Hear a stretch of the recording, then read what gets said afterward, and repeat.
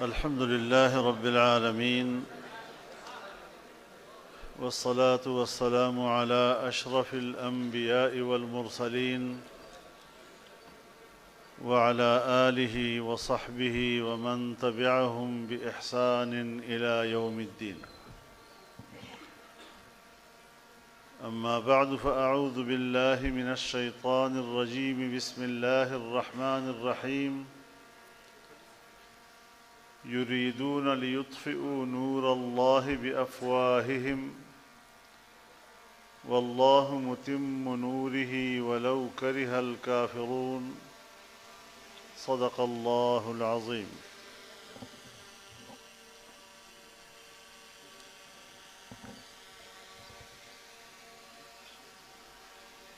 قائد طلبہ، جمعیت طلباء اسلام کے قائدین، اسٹیج پر موجود علماء کرام اور اکابرین،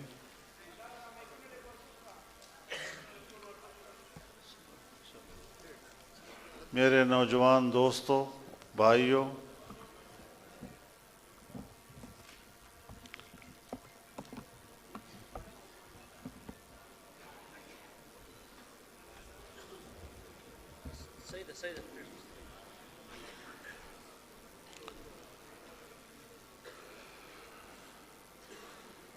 جمعیت طلباء اسلام کے اس کامیاب کنونشن کے انعقاد پر میں صوبہ خیبر پختونخوا کے جمعیت طلباء اسلام کو اور ان کے ذمہ داران کو دل کی گہرائیوں سے مبارکباد پیش کرتا ہوں۔ تقریری مقابلوں میں ہمارے جو برخوردار کامیاب ہوئے ہیں، نمایاں پوزیشنیں لی ہیں، میں ان کو بھی مبارکباد پیش کرتا ہوں۔ اللہ تعالیٰ ان کی صلاحیتوں میں اور اضافہ فرمائے اور ان کی زندگی برکتوں والی زندگی بنائے۔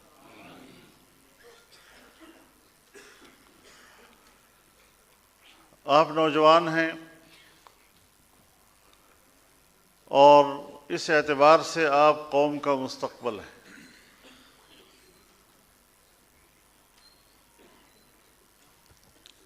اس بات پر ضرور غور کرنا ہے آپ نے کہ آپ کے سامنے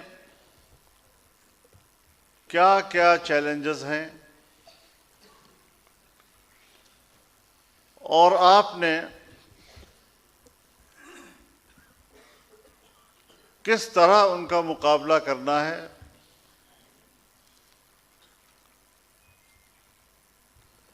ایک طالب علم کے لیے سب سے اہم چیز حصول علم ہے۔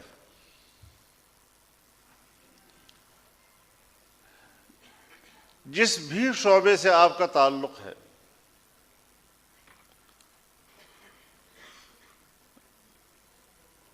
جس بھی فن سے آپ وابستہ ہیں، پورے انہماک کے ساتھ اس میں مہارت حاصل کرنا اور علمی اعتبار سے اس محاذ پر طاقتور بننا، یہ سب سے پہلا ہدف ہے ایک طالب علم کے لیے۔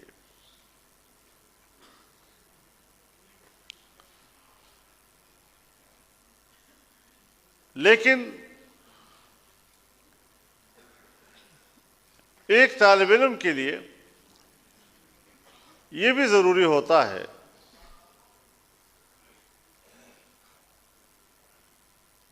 کہ وہ کچھ وقت عمومی مطالعے کے لیے بھی نکالے، جس میں وہ اپنی گرد پیش کو سمجھے، اپنی سوسائٹی کو سمجھے،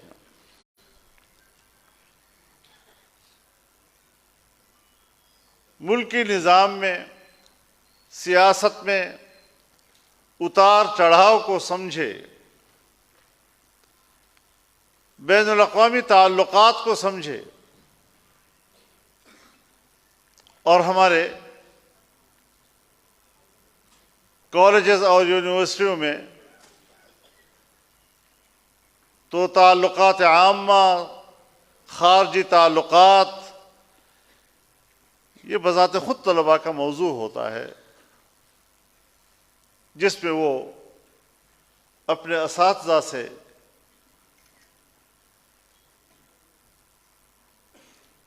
مہارت حاصل کرتے ہیں، استعداد حاصل کرتے ہیں۔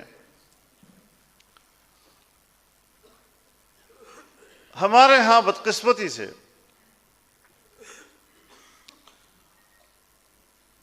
نوجوانوں کو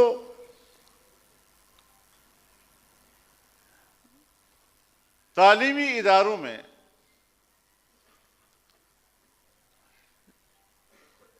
جو رجحان دیا جاتا ہے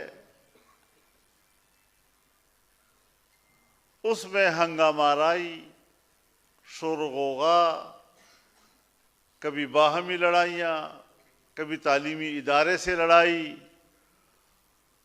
اور اس طالب علم کو بہت تکڑا طالب علم کہا جاتا ہے جو اچھا سے اچھا ہنگامہ برپا کر سکے۔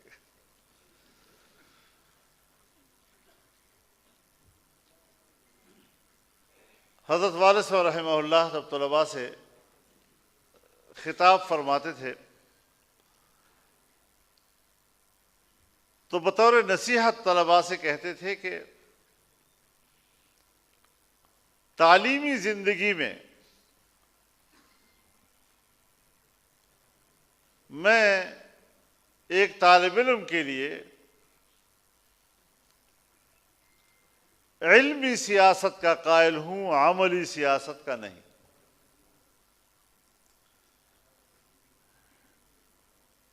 اگر آپ ایک جامعہ میں پڑھ رہے ہیں، جب تک آپ وہاں سے سند حاصل نہیں کرتے، کسی یونیورسٹی یا کالج میں پڑھتے ہیں اور آپ وہاں ڈگری حاصل نہیں کرتے، گریجویٹ نہیں بنتے، آپ کو کسی بھی ادارے میں، کسی اسکول میں، کسی مدرسے میں پڑھانے کی اجازت نہیں ہوتی۔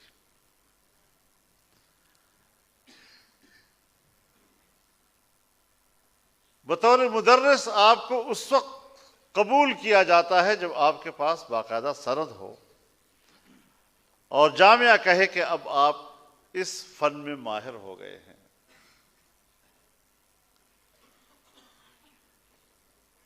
جب ہم دورہ حدیث پڑھ رہے تھے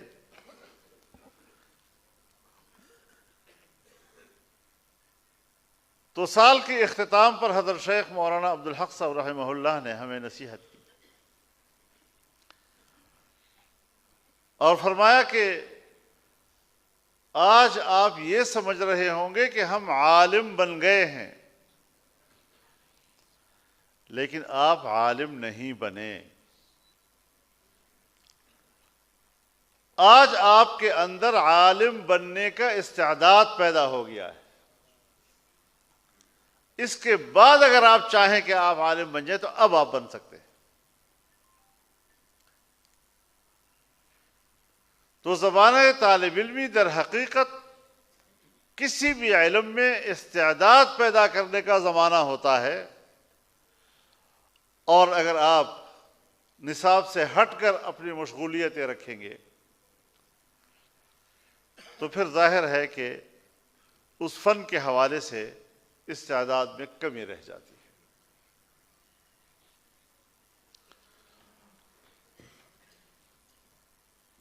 پھر ہمارے ہاں ایک عجیب تاثر عام کر دیا گیا ہے،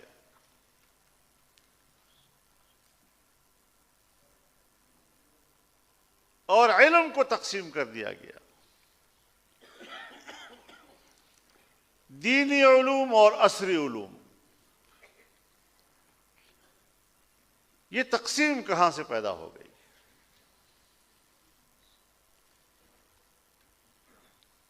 میں بڑی وضاحت کے ساتھ آپ کو بتا دوں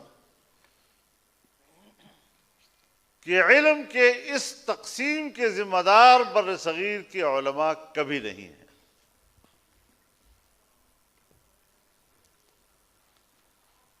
1857 کے بعد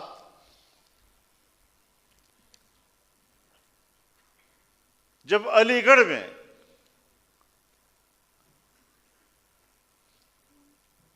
اسکول قائم کیا گیا تو اس کا نصاب انگریز نے بنایا، اور انگریز نے جو نصاب بنایا اور وہاں رائج کیا، اس نصاب کے اوپر بر صغیر کے علماء کا کوئی اعتراض نہیں تھا۔ یہ بات ذہن میں رہے آپ کے، کہیں سے بھی کوئی اس بات کی نشاندہی نہیں کر سکتا کہ ہمارے اکابر علماء نے علی گڑھ مدرسے کے تعلیمی نصاب پہ اعتراض کیا۔ ہاں، یہ ضرور کہا تھا کہ کچھ ضروری مضامین آپ نے نصاب میں شامل نہیں کیے۔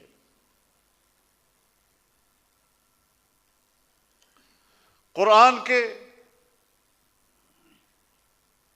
مضمون کو نکال دیا گیا، قرآن علوم، تفسیر، اصول تفسیر، اسی طریقے سے حدیث کے علوم کو نکال دیا گیا۔ حدیث ہو، اس کی تشریح ہو، اصول حدیث ہوں، پورے مضمون کو خارج کر دیا گیا۔ فقہ کو خارج کر دیا گیا، علم فقہ ہو، اصول فقہ ہو، سب نکال دیے گئے۔ اور اس وقت پورے بر صغیر کی سرکاری زبان فارسی تھی، فارسی کو نکال دیا گیا۔ چنانچہ ان علوم کو تحفظ دینے کے لیے دیوبند میں مدرسہ قائم ہوا۔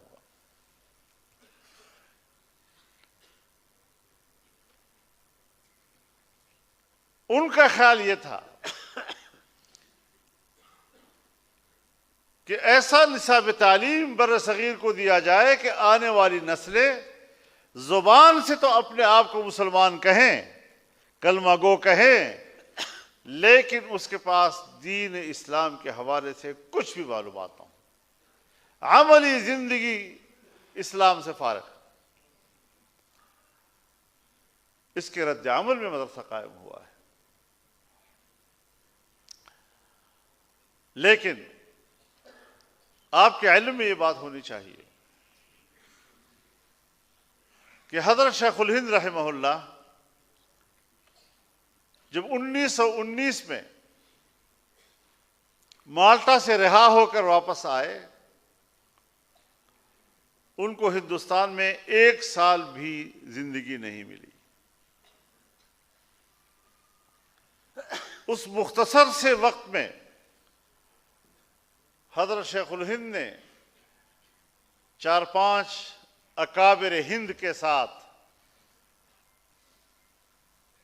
علی گڑھ کا سفر کیا، اور وہاں جا کر تجویز دی کہ تعلیم میں یہ تقسیم انگریز کی پیدا کردہ ہے، آئیں ہم ایک متفقہ دستور پورے ہندوستان کے لیے بنائیں۔ لیکن حضرت کی اس خواہش اور تجویز کو اہمیت نہیں دی گئی، اور پھر آپ نے از خود اپنی طرف سے وہیں پر جامعہ ملیہ کی بنیاد رکھی۔ وہی جامعہ ملیہ بھی دلی منتقل ہوا، اور آج بھی دلی میں بہت بڑا تعلیمی ادارہ ہے۔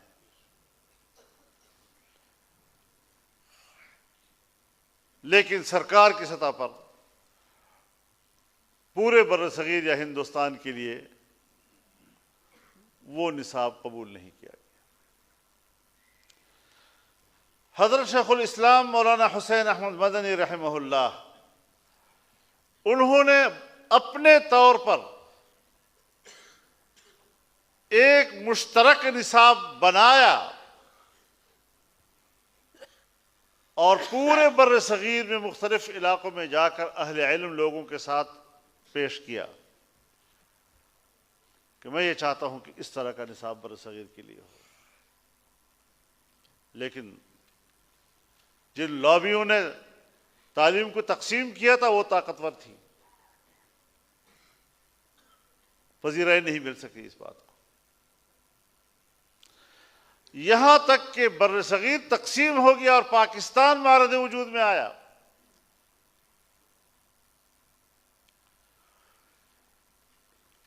اور جب پاکستان مارد وجود میں آیا تو بہت سے مسلمان جنہوں نے ہندوستان کو چھوڑا اور پاکستان ہجرت کی، لیکن حضرت مفتی محمد شفیع صاحب رحمہ اللہ، جو مولانا تقی عثمانی صاحب اور مولانا رفیع عثمانی صاحب دامت برکاتہما یہ ان کے والد تھے، انہوں نے تجویز پیش کی کہ اب تو یہاں نہ انگریز ہے نہ ہندو ہے، اب تو آئے ہم ایک مشترکہ نصاب بنائے. اور 1947 سے لے کر 1951 تک 4 سال انتظار کیا.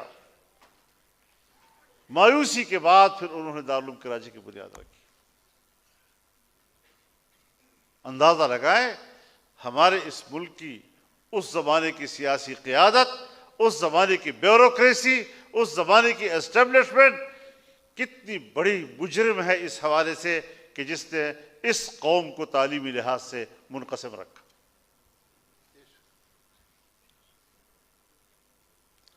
اب میں یہاں ایک اور بات کہنا چاہتا ہوں آپ سے.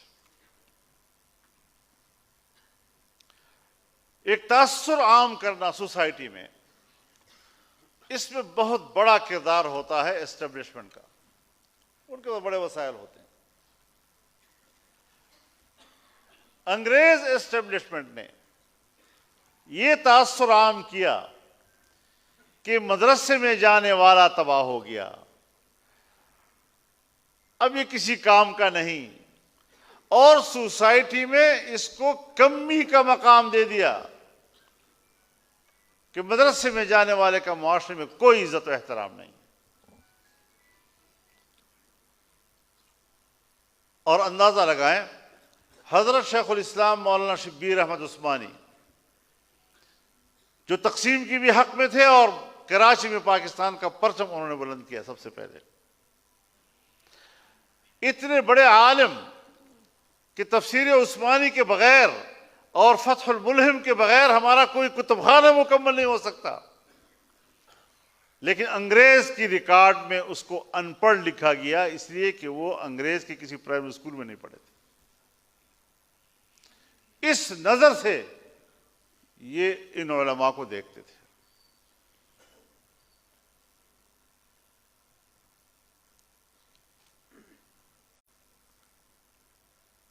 اور قصے بہانے شروع کر دیجیے.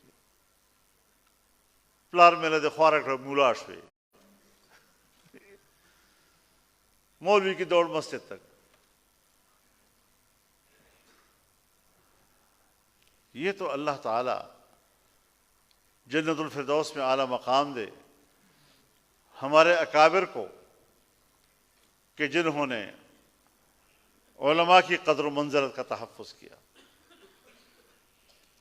اور پھر پرائیویٹ سیکٹر میں دینی مدرسہ صرف بر صغیر میں نہیں پوری دنیا میں اتنا قبول ہوا کہ کسی گاؤں میں یہ تو ہو سکتا ہے کہ وہاں پرائمری اسکول نہ ہو، لیکن کسی گاؤں میں دینی مکتب نہ ہو یہ نہیں ہو سکتا.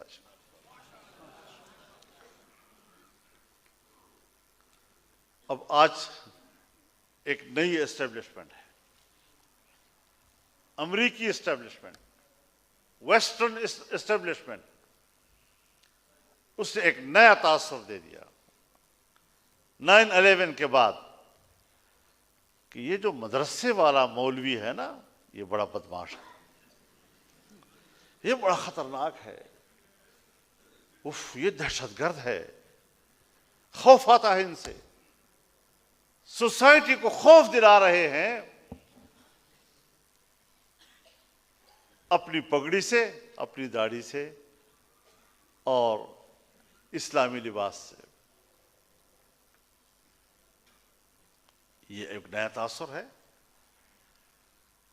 اور ایک دفعہ تاثر پھیلایا، اس کے بعد دینی مدارس پر دباؤ آیا، رجسٹریشن بند کرا دی. آپ جو نصاب پڑھا رہے ہیں اس پہ تو شدت اڑا رہے ہیں. یہی شدت بنیاد بنتی ہے آگے جا کر، پھر وہ آپ کا نوجوان بندوق کی طرف چلا جاتا ہے، پھر دہشت گرد ہو جاتا ہے. بھائی بندوق کی طرف کون گیا ہے؟ افغانستان کے لوگ امریکہ پر جا کر حملہ کرنے گئے ہیں یا وہ آیا ہے حملہ کرنے کے لیے؟ ناٹو کے ممالک پر کسی نے حملہ کیا یا وہ آئے ہیں حملہ کرنے کے لیے؟ چلو افغانستان تو مذہبی ہو گیا، یہ صدام حسین اور قذافی تو مذہبی حوالے سے شہرت نہیں رکھتے تھے،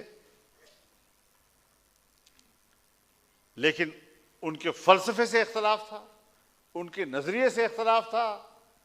کیا انجام کر دیا ان کا؟ اور بعد میں کہا کہ ہماری تو معلومات بھی غلط تھی.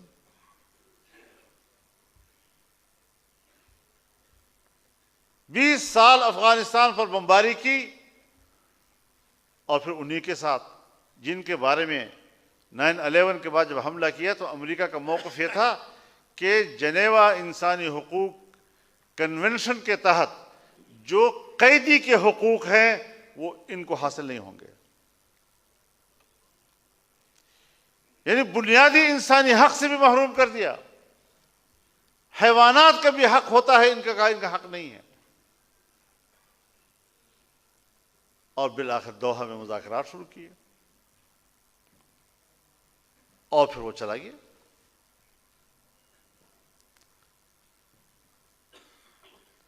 اب اس کو جمہوریت کہتے ہیں یا یہ جبر ہے؟ امریکہ اور مغربی دنیا طاقت کی بنیاد پر، بارود کی بنیاد پر، اسلحے کی بنیاد پر، جبر کی بنیاد پر اپنا نظریہ، اپنی تہذیب، اپنا مذہب ہم پر مسلط کرنے کی کوشش کریں. دہشت گردی تو اس کو کہتے ہیں. قلب موضوع کر دیا انہوں نے.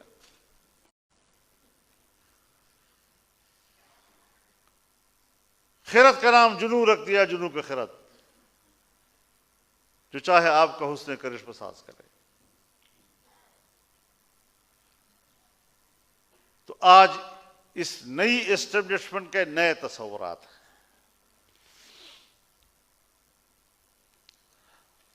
اور پھر جہاں وہ مذہبی لوگوں کے بارے میں اور مدارس کے بارے میں یہ تاثر دیتے ہیں کہ وہاں تو دقیانوسی علوم ہیں اور ان کو تو نوکری بھی نہیں ملتی، اس علم سے بے روزگاری ہے، بڑے ہمارے غمخوار بن جاتے ہیں. اور اپنے جو کالجز یونیورسٹیوں کے ان کے گریجویٹس ہیں، لاکھوں لاکھوں کی تعداد میں قطار اندر قطار اپنی ڈگریاں بغل میں لیے کھڑے روزگار مانگ رہے ہیں. ان کو تو روزگار نہیں دے سکتے. ہماری بڑی فکر ہے ان کے پاس.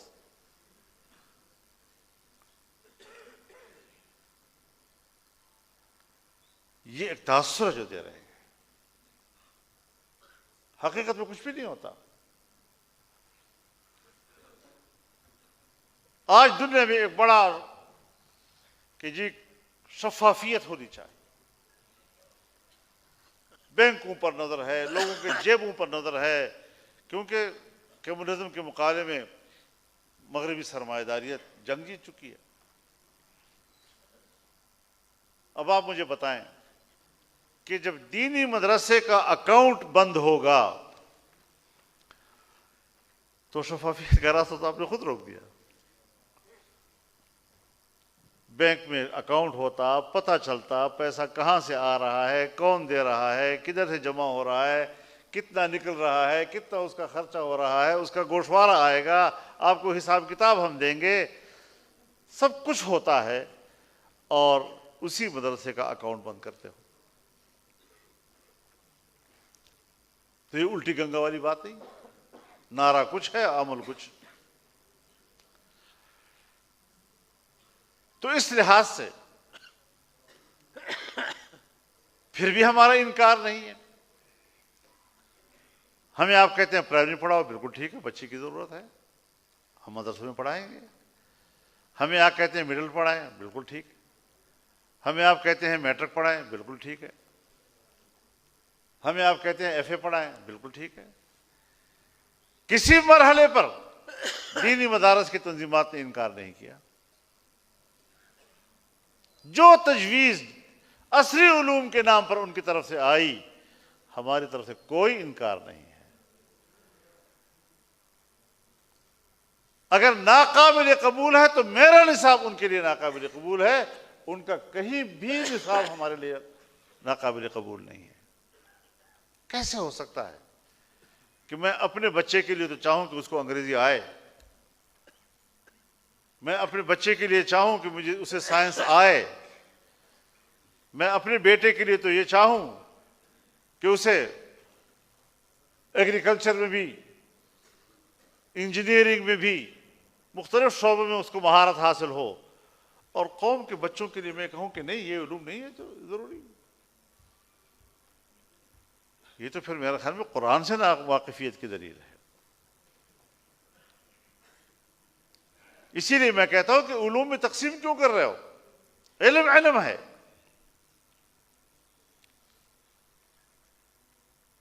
حضرت نوح علیہ السلام اللہ کے پیغمبر تھے، اور اللہ نے آپ کو حکم دیا وَاصْنَعِ الْفُلْكَ بِأَعْيُنِنَا، ہمارے سامنے کشتی بناؤ. اس کا معنی ہے کہ پیغمبر کو لکڑی کا کام آتا تھا نا، اس میں ان کو مہارت حاصل تھی، اور ایسی کشتی بنائی کہ میرے خیال میں پھر پوری دنیا نے تقلید اگر کی ہے تو اسی کی ہے.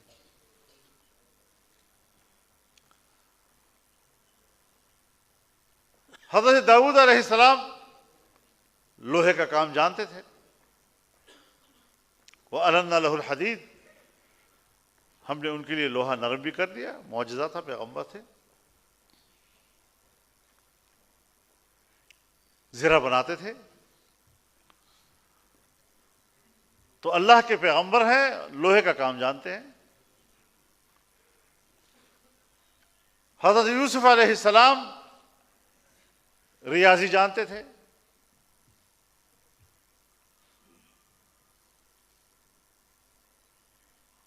مجھے ملک کے خزانے حساب کتاب میرے حوالے کر دو،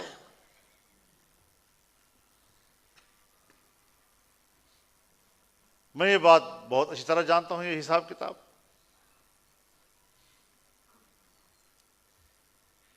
تو ان کو حساب کتاب آتا تھا. آج ہم اس کو عصری علوم کہتے ہیں، جبکہ یہ پیغمبر کا علم ہے. کیا تاثر دے رہے ہو دنیا کو؟ کیا پڑھا رہے ہو نوجوان کو؟ کیا تفریق ڈال رہے ہو انسانیت کے درمیان؟ مشہور مقولہ ہے ڈیوائڈ اینڈ رول، تقسیم کرو اور حکومت کرو. مشہور مقولہ ہے یا نہیں ہے؟ انگریز کے زمانے سے، اس کے اسٹیبلشمنٹ کا. لیکن قوم کو ملا نے تقسیم کیا ہے. تاثر یہ ایک تاثر ہے پھیلا رہے ہیں. کبھی وہ تاثر تھا، کبھی یہ تاثر ہے. ہم پارلیمنٹ میں ایک کمیٹی میں بیٹھے تھے، تو ہمارے کچھ سیکولر مائنڈیڈ اور نیشنلسٹ حضرات نے ایک نکتہ اٹھایا کہ آئین سے مذہب کو نکال دو. جب تک ریاست اور مذہب کا تعلق نہیں ٹوٹے گا، ملک سے فساد ختم نہیں ہوگا. یہ شیعہ، یہ سنی، یہ دیوبندی، یہ بریلوی، یہ وہابی، یہ فلانا، یہ سب اس لیے ہے کہ ہم نے مذہب کو ریاست کا حصہ بنا دیا ہے. بڑے تمطراق سے انہوں نے بات کی. تو میں نے ان سے کہا کہ دیکھیے بات سنیں، قوم کے درمیان نفرتیں پیدا کرنا، تعصبات پیدا کرنا، فساد پیدا کرنا، آپ نے تو ایک علت کی بات کی ہے، فرقہ واریت کی، ایک سبب بتایا ہے آپ نے۔ میرے نزدیک قوم کے اندر تعصبات، نفرتیں اور دشمنیاں، فسادات اس کا ایک سبب نہیں ہے، اس کا سبب لسانیت بھی ہے، اس کا سبب علاقائیت بھی ہے، اس کا سبب قومیت اور برادری بھی ہے۔ اب ہر ایک کی اپنی قیادت بھی ہے۔ چنانچہ پہلے ہم مذہبی لوگوں کی بات کرتے ہیں۔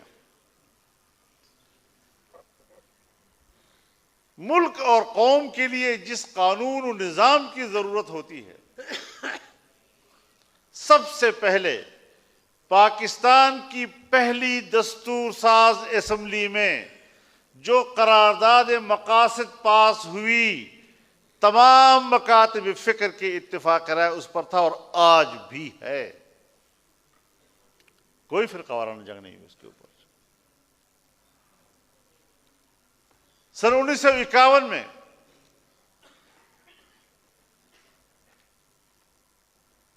بائیس اسلامی نکات، آج بھی وہ دستاویز اسی طرح موجود و محفوظ ہے جس طرح اس وقت اس پہ اتفاق تھا، آج بھی تمام مکاتب فکر کا اس کے اوپر اتفاق ہے۔ مطلب یہ کہ تمام مکاتب فکر کی جو سیاسی قیادت تھی اول سے لے کر آج تک، اس نے ہمیشہ ہم آہنگی کے لیے کام کیا ہے، فرقہ وارانہ فسادات کے لیے کردار نہیں ادا کیا، تعصبات کے لیے کردار ادا نہیں کیا۔ انہوں نے قوم کو ایک کرنے کی کوشش کی ہے۔ سن 1973 کا آئین بنا، سن 73 کے آئین کے تمام اسلامی دفعات پر تمام مکاتب فکر کا اتفاق ہے، کوئی جھگڑا کسی نے نہیں کیا۔ عقیدہ ختم نبوت کے تحفظ کے لیے جو ترمیم لائی گئی پارلیمنٹ کی متفقہ، تمام علماء کرام نے متفقہ پیش کی۔ آئین کے اندر ہمیں چیلنج کیا گیا کہ حضرات علماء کرام، بڑے تم مذہب کی باتیں کرتے ہو، تم تو مسلمان کی تعریف بھی، اس میں بھی اکٹھے نہیں ہو۔ اسی وقت چیلنج قبول کیا گیا اور اگلے دن مسلمان کی متفقہ تعریف پیش کر دی گئی۔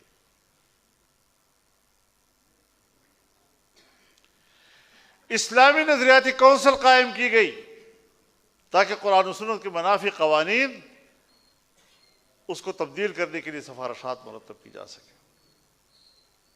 آج تک تمام سفارشات کونسل کے اندر بھی تمام مکاتب فکر سب پر متفق ہیں، اور کونسل سے باہر بھی تمام مکاتب فکر ان پر متفق ہیں۔ اگر 1%، 2% کسی قانون سازی پہ اختلاف ہو بھی تو وہ بھی اس طرح کہ چلو فقہ حنفی کے مطابق نہ صحیح، کسی دوسری فقہ کے مطابق ہوگا، قرآن و سنت کے مطابق تو ہے، تو کسی نے جھگڑا نہیں کیا، قبول کر لیا اس کو۔ اب آپ مجھے بتائیں، میں نے ان حضرات سے کہا کہ یہ ہے دینی قوتوں کا قیادت کا کردار اول دن سے لے کر آج MMA تک، اور میں نے کہا کہ یہ جو لسانیت کی جنگیں ہیں، یہ جو قومیت کی جنگیں ہیں، یہ جو علاقائیت کی لڑائیاں ہیں، اس کی قیادت تو آپ اکابرین فرما رہے ہیں جو میرے سامنے بیٹھے ہوئے ہیں، تو پھر سیاست آپ کی نہیں ہونی چاہیے تو ہماری ہونی چاہیے۔ اب بالکل ایک سکون، خاموشی چھا گئی وہ ماحول پہ جی۔ تو ایک بزرگ نے کہا کہ بھائی جواب نہیں ہے تمہارے پاس، ایک جملہ تو کہہ دو کہ فضل الرحمان کی بات سے ہمیں اختلاف ہے، تاکہ ریکارڈ پر تو کچھ آ جائے نا۔ اور اسی پر چیئرمین نے کہا اجلاس ملتوی کیا جاتا ہے۔ یہ ساری ہماری تاریخ ہے۔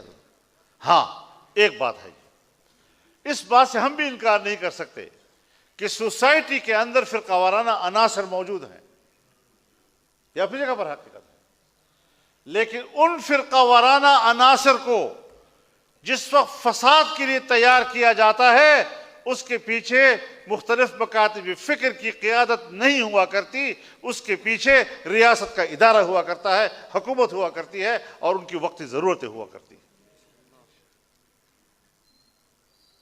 جب تک وہ نہ لڑائیں یہ نہیں لڑتے۔ تو اس اعتبار سے ذرا سب کو سوچنا چاہیے، اور پھر اس کے اندر جمعیت علماء کا کردار۔ ماشاءاللہ اس وقت جمعیت علماء اسلام کو پورے پاکستان کی سب سے بڑی اسٹریٹ پاور کہا جاتا ہے، اور ہم یہ چاہتے ہیں کہ اگر ہمارے پاس قوت ہے تو اس کو پاکستان کی فلاح اور اس کے مفاد کے لیے استعمال کریں۔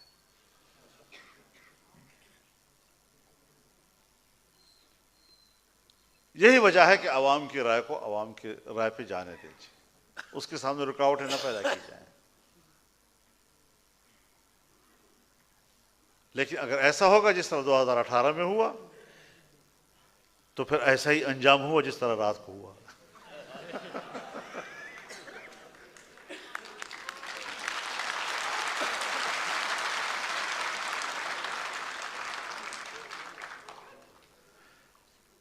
تماشا اور ہے، حکومت جب بنتی ہے تب بھی ناچتے ہیں اور جب گرتی ہے تب بھی ناچتے ہیں۔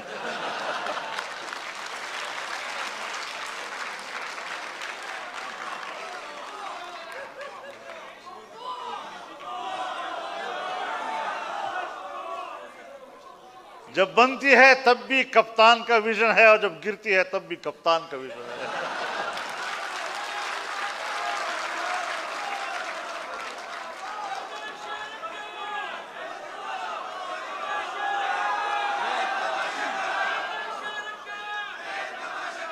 تو یہ ٹمٹماتے ہوئے چراغ، تف برتو اے چراغ گردوں تف، یہ بہت بڑا نظریاتی مقابلہ ہے، یہ بات ذہن میں رکھیے۔ بیرونی ایجنڈے سے ہماری جنگ ہے، کب ادراک ہوگا سمجھ میں نہیں آتی اس کی، کب عام آدمی اور عام پڑھا لکھا اس کو سمجھے گا۔ ہمارے ملک کے پڑھے لکھے لوگ اس وقت جاہل بنے ہوئے ہیں۔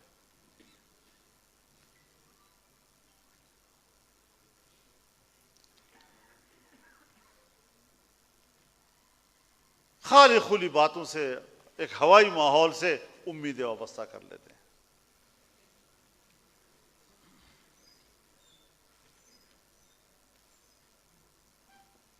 نئے نئے نظریے صرف باہر کے دباؤ سے، یہ ہے غلامانہ ذہن، جن کے خمیر میں غلامی ہے، آج وہ ہمیں آزادی کا درس دے رہے ہیں۔ ہم تو اپنی آنکھوں دے کے حال بتاتے ہیں نا، ہم نے تو کانوں سے سنے ہیں، آنکھوں سے دیکھے ہیں، آمنے سامنے بیٹھ کر باتیں کی ہیں۔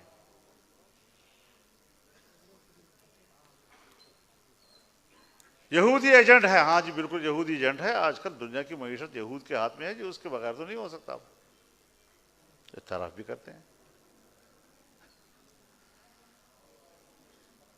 پیسہ بھی آئے گا، بہت بڑا پیسہ آئے گا، اور مجھے کہتے ہیں مولانا صاحب پھر مسجد میں بھی جائے گا، مولوی کے پاس بھی جائے گا تو اب تنہا رہ جائے گا۔ تو آج ہم تنہا ہیں؟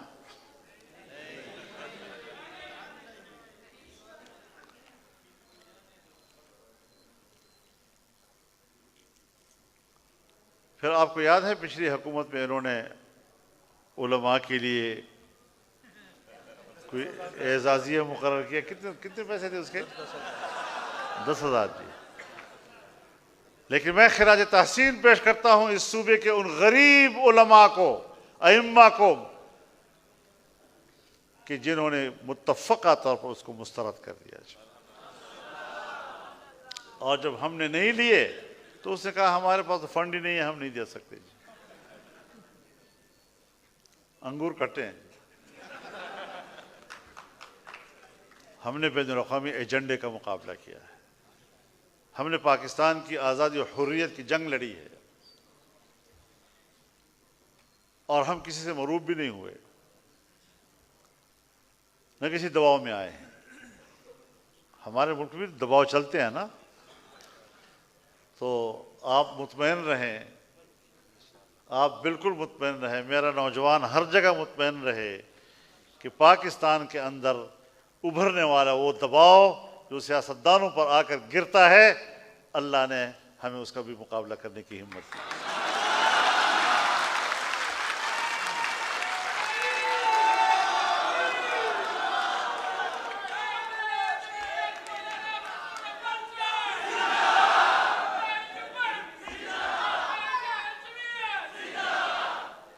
لیکن جو سب سے بڑی آپ کے لیے جو آج میں بالخصوص نوجوانوں سے کہنا چاہتا ہوں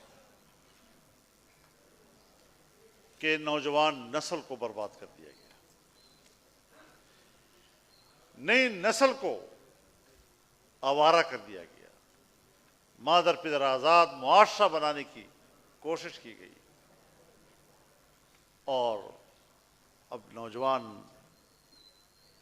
نہ اپنے بزرگوں کو پہچانتا ہے، نہ ماں باپ کو پہچانتا ہے، نہ استاد کو جانتا ہے، نہ اس کی کوئی بات ان کو معقول لگتی ہے۔ آپ اپنی عمر گزار چکے بھائی، آپ ہمیں نصیحت نہ کرو، اب ہم نے اپنی زندگی خود بنانی ہے۔ اس قسم کی جو سوچ ہمارے معاشرے میں پیدا ہوئی ہے، تو میں آپ نوجوانوں کو بتانا چاہتا ہوں، آپ کو بتانا چاہتا ہوں، آپ کے علم میں ہونی چاہیے یہ بات۔ وہ یہ تو مغرب بھی ہو رہی ہے، ہم نے عصر کی نماز پڑھی ہے، مجھے پتہ نہیں کہ آپ نے پڑھی ہے یا نہیں۔ تو آپ کو بتانا چاہتا ہوں، یہ بات مجھے کہی گئی ہے، بالمشافہ کہی گئی ہے کہ پشتون بیلٹ میں مذہب کی جڑیں گہری ہیں، اور مذہب کی ان گہری جڑوں کو اکھاڑنے کے لیے ہمارے پاس عمران خان سے زیادہ مناسب اور آدمی نہیں تھا، اس لیے ہم نے یہ صبح ان کے حوالے کیا ہے۔ اب اس ذہنیت کا مقابلہ کرنا ہے یا نہیں کرنا چاہیے؟ اپنے نوجوان کو تک رسائی کریں، ان کو کنونس کریں، ان کے ساتھ گفتگو کریں، ان کی اصلاح کریں، یہ آپ کی اب ذمہ داری بنتی ہے۔ آپ نوجوان ہیں، اپنے نوجوانوں کو، اپنے بھائیوں کو، اپنی نئی نسل کو آپ نے واپس اپنے اسلامی اقدار، معاشرتی اقدار، آباء و اجداد کی وہ جو ہمارے پشتون برادری اور اس سوسائٹی کے اقدار ہیں، ان کی طرف واپس لانا ہے۔ اللہ تعالی ہمیں اس کی توفیق دے اور ہمیں کامیابی سے سرفراز فرمائے۔ میں ایک بار پھر آپ کا شکر گزار ہوں۔ وآخر دعوانا الحمدللہ رب العالمین۔ جمعیت طلبہ اسلام دا طرف نہ قائد صاحب تا پگڑے پسرو جی او قائد صاحب